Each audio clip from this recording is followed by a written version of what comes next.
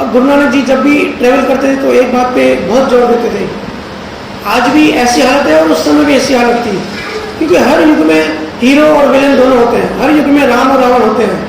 तो जैसे आज जगह जगह नशा फैला हुआ है, उस टाइम भी नशे होते थे। तो गुरु नानक जी की जो पहली सीख होती थी कि नशा मत करो, ये सब तो टेम्पररी नशे हैं।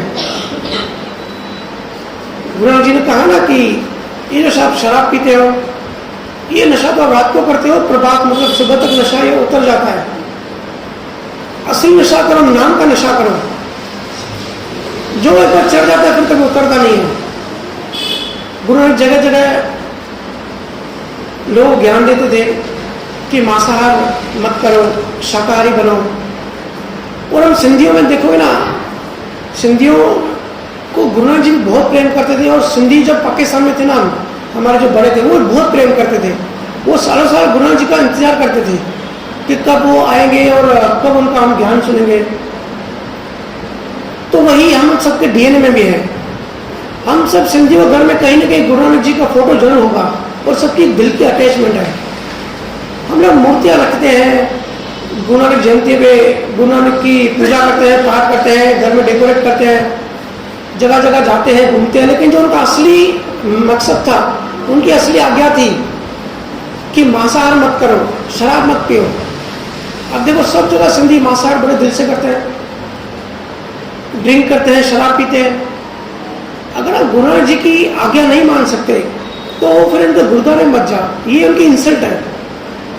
अगर साल में एक बार फोटो की पूजा करते हैं, डेकोरेट करते हैं, और गुरु नानक जयंती पे हम नॉनवेज नहीं खाएंगे, मांसाहार नहीं करेंगे, सिर्फ एक दिन 365 दिन में एक दिन आप शाकाहारी बनते हो, 364 दिन में आप खाते हो, तो आप किसी गुरु को धोखा नहीं दे रहे, खुद को धोखा दे रहे हो। गुरु नानक जी की सबसे पहली आज्ञा यही होती थी, आप ग्रंथ उठा के देख लें, कि नशा मत करो। ये जो नकली नशे हैं जो रात को करते हैं और सुबह खत्म हो जाते हैं, क्योंकि इनके नुकसान है।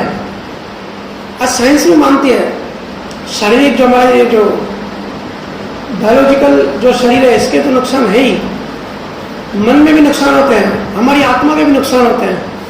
परमात्मा की तरफ आगे बढ़ते हुए हमको अलग अलग रुकावटें आती है। जैसा साइंस भी मानता है कि हमारा जो ह्यूमन बॉडी है, जो 5 तत्वों का शरीर है, ये शाकाहारी खाना बनने के लिए बना है।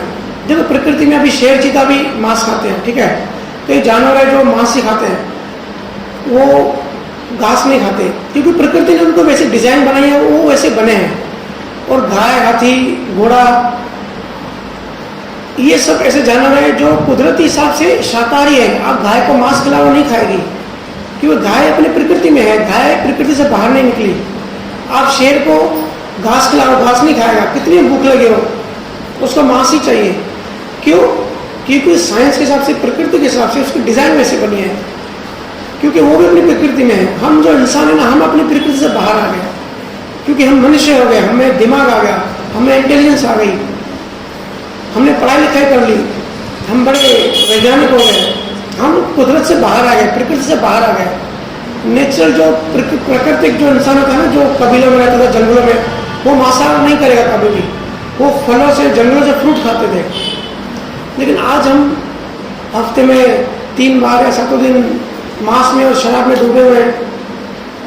तो साइंस कहती है, विज्ञान कहता है कि जिसकी भी इंटेस्टाइन लंबी है, जिस भी जानवर की प्रकृति के हिसाब से, वो शाकाहारी है, वो शाकाहारी खाना खाएगा तो उसकी उम्र लंबी होगी, तो उसका शरीर अच्छे ढंग से काम करेगा।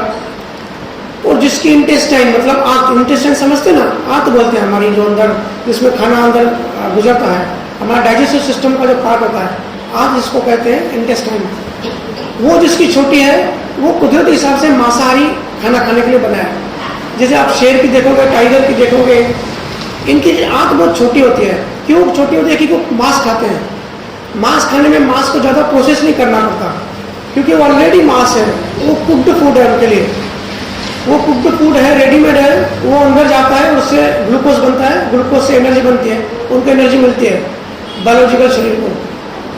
तो वो जानवर जिनकी इंटेस्टाइन छोटी है, उनको शाकाहार खाना वो खा ही नहीं पाएंगे, क्योंकि शाकाहार को हजम करने के लिए बहुत समय लगता है, वो लंबा रास्ता चाहिए उसके लिए। इसलिए जिसकी आंत, जिसकी इंटेस्टाइन लंबी है, वो जानवर शाकाहारी है। और पूरी दुनिया में जितने भी दुनिया है, जितने भी जानवर हैं, बैक्टीरिया से लेकर हाथी तक, 800 करोड़ हमें आज इंसान है धरती पर, सबसे ज़्यादा लंबी इंटेस्टाइन इंसान की है। आप चेक कर लेना गूगल में, जिसको फिजिक्स पता है उनको पता है, जो बायोलॉजिकल, जिनको माइक्रोबायोलॉजी में या बायोलॉजिकल स्टडी पे काम करते हैं, सबसे बड़ी इंटेस्टाइन हम इंसानों की है। तो इंसानों की इंटेस्टाइन लंबी है, मतलब साइंस के हिसाब से, प्रकृति के हिसाब से हम शाकाहारी हैं। इसलिए जो शाकाहारी होते हैं वो ज़्यादा स्ट्रांग होते हैं, ज़्यादा लंबे चलते हैं, उनकी बीमारियाँ कम होती हैं।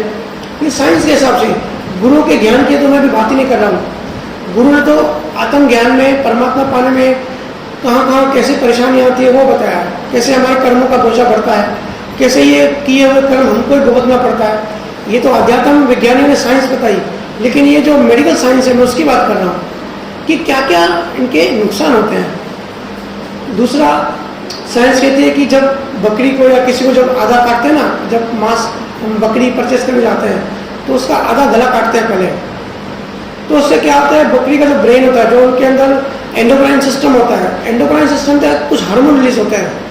जब वो पेन फील करते हैं, जब दर्द होता है उसको, तो उसमें एक तो उसको दर्द होता है, पेन होता है, और बहुत ज़्यादा घबराहट और बहुत ज़्यादा डर जाती है बकरी कि क्या हो गया मेरे को, क्यों मेरा गला कट रहा है, क्यों क्या हो रहा है मेरे शरीर को। तो बहुत ज़्यादा डर निकलता है, उसके डर का हार्मोन निकलता है उसकी बॉडी में, और पूरे वो एक एक सेल में फैल जाता है 1 सेकंड के अंदर, क्योंकि ब्लड सर्कुलेशन होता है, ब्लड के थ्रू एक एक सेल में वो हार्मोन जाता है। और वही कटी हुई, वही जब मरी हुई बकरी पका के जब हमारे अंदर जाती है तो वही डर का हार्मोन हमारे अंदर जाता है, हमारे सिस्टम का पार्ट बनता है, हमारे एक एक सेल में वो हार्मोन जाता है। तो देखो आप खुद ऑब्जर्व करना, जो भी ज़्यादा मांसाहार खाता है ना, वो बाहर से वो शरीर उसका मजबूत दिखेगा, लेकिन अंदर से मन उसका कमज़ोर होगा, वो बहुत ज़्यादा घबरा जाएगा, एक अजीब सी घबराहट, अजीब सी बेचैनी उसके मन में लगी रहेगी। जो भी मांस खाते हैं वो अपने आप को चेक करें, थोड़ा भी कुछ ऐसा लगा कि किसी का फ़ोन आ गया कि भाई किसी का हमारे अपने का एक्सीडेंट हो गया या कुछ गलत हो गया, वो घबराने लगता है, उसके अंदर बहुत घबराहट होगी। वो घबराहट नॉनवेज खाने से अंदर आई, ये मांसाहार खाने से अंदर आती है। ऐसे कई सारे उदाहरण, कई सारे साइंटिफिकली एग्जाम्पल है, जिससे साइंस ये कहती है कि हम इंसानों को सिर्फ शाकाहारी भोजन करना चाहिए।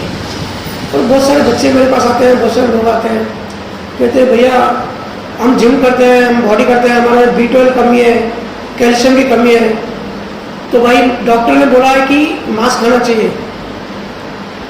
डॉक्टर को पूरा नॉलेज नहीं है, डॉक्टरों की इतनी पढ़ाई होती है, उनका भी एक आधा पार्ट ही उनको पता होता है। जब कोई डॉक्टर आपसे कहे ना कि अगर अंडा खाओ या नॉनवेज खाओ तो कैल्शियम आएगा, उसे एक ही सवाल करना कि भाई हाथी का शरीर सबसे बड़ा होता है, सबसे स्ट्रांग होता है, हाथी कौन सी कैल्शियम की गोलियां लेती है, कौन सा वो अंडा खाती है या कौन सा वो मांसाहार खाती है, इतनी ताकतवर होती है, पेड़ को गिरा देती है। हम इंसान कितना भी कैल्शियम खा लें, हाथी ऐसे ताकतवर बन सकते हैं क्या? हाथी कभी मांसाहार नहीं खाता, फिर भी सबसे ज़्यादा कैल्शियम हाथी में होता है।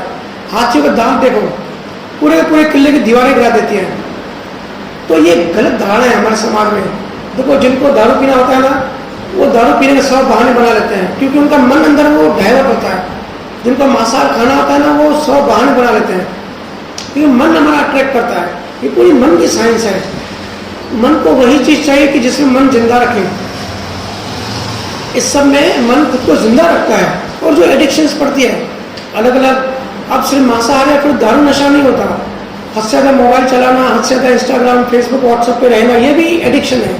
आजकल बच्चों में